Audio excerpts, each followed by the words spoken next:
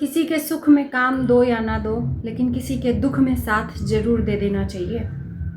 अमित किट्टू के जो पापा की हालत है वो बहुत ज़्यादा नाजुक है। वो जैसा आए थे उससे कहीं ज़्यादा उनका जो स्वास्थ्य है बिगड़ गया है। अमित का एक वीडियो आता है जिसमें अमित ने जो बात बोली उसको सुनकर मुझे बहुत ज़्यादा तकलीफ़ हुई और आंखों में आंसू आ गया। एक बाप का होना कितना ज़रूरी होता है मेरे से ज़्यादा कोई नहीं जानता। नमस्कार, स्वागत है आप सभी लोगों का इस वीडियो में। मैं जानती हूँ कि ज़िंदगी और मौत यही दुनिया का सत्य है, बाकी सब झूठे हैं। हम इस चीज़ को नहीं रोक सकते। किसको कब जाना है ये सब भगवान समय निर्धारित करके रखा रहता है। किसको कब आना है सब भगवान करता है। हमारे हाथ में कुछ भी नहीं है। हम भगवान के इशारे पे चलते हैं, बस कोशिश कर सकते हैं, उसको हर मुमकिन प्रयास कर सकते हैं बचाने की, ठीक करने की। आप लोगों ने देखा होगा कि अमित किट्टू के पिताजी जिस दिन आए उसके दूसरे ही दिन एडमिट हो गए और एडमिट होने के बाद ही उनकी कंडीशन बहुत ज़्यादा बिगड़ गई। इसमें किसी की गलती कहें या वो पहले से बीमार थे या वो यहाँ आए होते या नहीं आए होते, वो वहाँ भी रहे होते तो शायद उनकी कंडीशन बिगड़ गई होती। क्योंकि वो तब आए जब उनको लगा कि हाँ अब यहाँ पर स्थिति संभली नहीं जाती है तो दिल्ली चलकर अपना ट्रीटमेंट करवाते हैं, तभी तो दिल्ली आए। मैंने इसके पहले भी वीडियो में आप लोगों को बोला कि अमित और किट्टू कई बार अपने ससुर जी को, अपने पापा जी को दिल्ली बुलाने के लिए प्रयास किए। उन्होंने वीडियो में बहुत बार बोला, क्योंकि ट्रोलिंग की जा रही थी कि अपने पिता को देखने नहीं गए, अपने पिताजी की बीमारी इतनी है, यहाँ बुलाकर उनका ट्रीटमेंट नहीं करवाते। तो इन्होंने बात में वीडियो बनाकर डाला है बहुत बार कि मैंने बहुत बार कोशिश किया है, लेकिन वो पुराने ख्यालात के थे, वो वहाँ से यहाँ नहीं आना चाहते। अमित किट्टू का जब घर बना था तो लास्ट टाइम आए थे गृह प्रवेश में, उसके बाद से ये लोग नहीं आते हैं। वहीं लोकल में क्या, प्रयागराज भी बहुत बड़ा है, क्योंकि हम वहीं से बिलोंग करते हैं। बनारस और प्रयागराज में हमारा खुद का घर है। प्रयागराज ननिहाल है और बनारस में मेरा खुद का मायका है। तो प्रयागराज बहुत बड़ा है ना। तो इंसान सोचता है कि जो हमारे लोकल में है, जो हमसे नज़दीक में है, वहाँ सुविधाएं जो अच्छी हों वहाँ पर जाकर ट्रीटमेंट कराएं।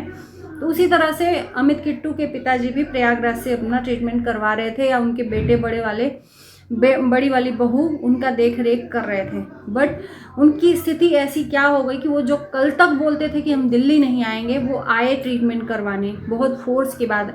अमित किट्टू के बर्थडे पर भी बुलाया तो नहीं आए। होनी को कोई नहीं रोक सकता। और कहते हैं ना, जस मिले ना मिले लेकिन अजस जरूर मिलता है, कलंक जरूर लग जाता है आपको। आप किसी के ऊपर कितना भी एहसान कर दो, उसका आपको कोई भी उपकार नहीं मिलेगा, बट उसका अगर कुछ बिगड़ गया ना तो आपको कलंक जरूर मिल जाएगा। तो यहाँ पर कल एक अमित का वीडियो मैंने देखा कि बोलते बोलते भावुक हो रहे थे। किट्टू ने भी बताया कि बच्चों जैसे हैं, तुरंत अपने पिताजी को देखकर इमोशनल हो जा रहे हैं, और होना भी चाहिए। बाप बेटे का एक रिश्ता जो होता है ना, बहुत ही क्या बोलते हैं, कोमल होता है। तो एक पिता बेड पे लेटा है इस कंडीशन में और बेटा उसको तड़पता हुआ देख रहा है, तो उसका क्या दिल होगा ये आप लोग समझ सकते हो। तो अमित का ये कहना है कि शायद हमने यहाँ पर बुलाकर गलती कर दी, या जो भी है उन्होंने अपने दिल की बात कही। ये सोचने वाली बात है, कोई भी ये बात बोल रहा है। बहुत सारे लोग इस टाइम पर ट्रोल भी कर रहे हैं, तो मैं उन लोगों से ये कहूँगी कि प्लीज़, इस टाइम पर दुख की घड़ी है। अगर हम साथ नहीं दे सकते तो हम इस दुख की घड़ी में उनको गलत या उनके लिए ऐसी चीज़ें ना बोलें। कम से कम हम अपना कर्मा बचाएं। ये स्थिति जो अमित किट्टू के पास है ना, वो किसी के साथ भी हो सकती है। और ये मैं कह नहीं रही हूँ, क्योंकि एक कर्मा होता है। जैसा हम किसी के साथ कर्म करते हैं वैसा ही हमारे साथ सूद समेत वापस आता है। तो हमें अपने कर्मा को बना के रखना चाहिए। किसी के लिए न बोलो। अगर हमको सही नहीं बोलना है तो हम गलत भी ना बोलें। ये होना था, किसी के हाथ में नहीं था। शायद प्रयागराज भी रहते ना तो इनकी कंडीशन वही रहती, बिगड़ जाती। बस इतना सा बात है कि अमित ने बुलाया और बुलाने के दूसरे ही दिन एडमिट होना पड़ा, और एडमिट होने के बाद उनकी कंडीशन बिगड़ती गई।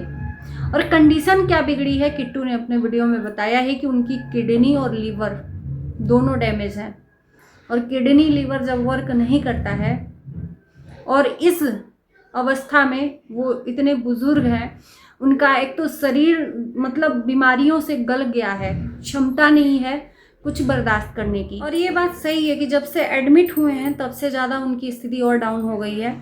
उनकी बेटी के लिए भी बहुत सारे लोग बोल रहे थे कि उनकी बेटी इस अवस्था में भी नहीं आई, तो उनकी बेटी भी आ गई है देखने।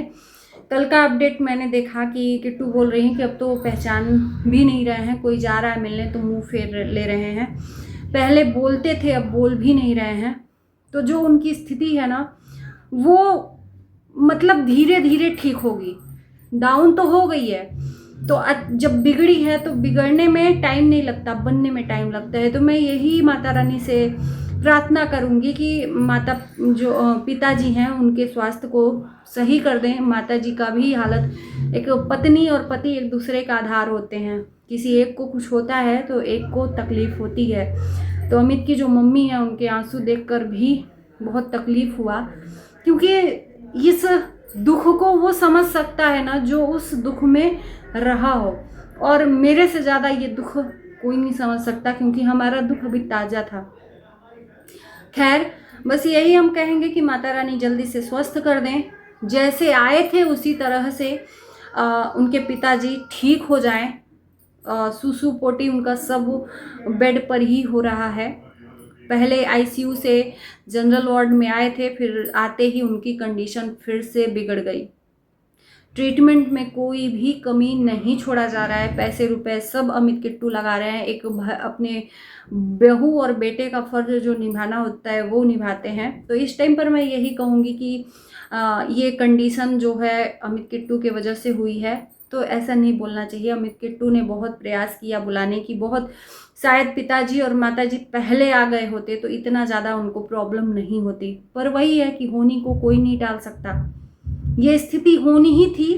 इसलिए कहते हैं ना, जस नहीं लगता जस जरूर लग जाता है। तो शायद अमित किट्टू को ये बर्दाश्त करना पड़ेगा, बट कोशिश करेंगे कि हम क्यों गलत बोलें किसी के लिए। प्रार्थना कर सकते हैं और प्रार्थना हम करेंगे। यही हम कहेंगे आप लोगों से कि प्लीज़ किसी भी इंसान को हेट मत दो इस कंडीशन में, जबकि वो अपने पिताजी के ऊपर अपना पूरा फोकस लगाए हैं, अपना काम छोड़कर। काम अगर करेंगे तभी पैसा आएगा, और उनका काम है वीडियो बनाना, प्रमोशन करना, और वो सब चीज़ें अभी नहीं हो रही हैं।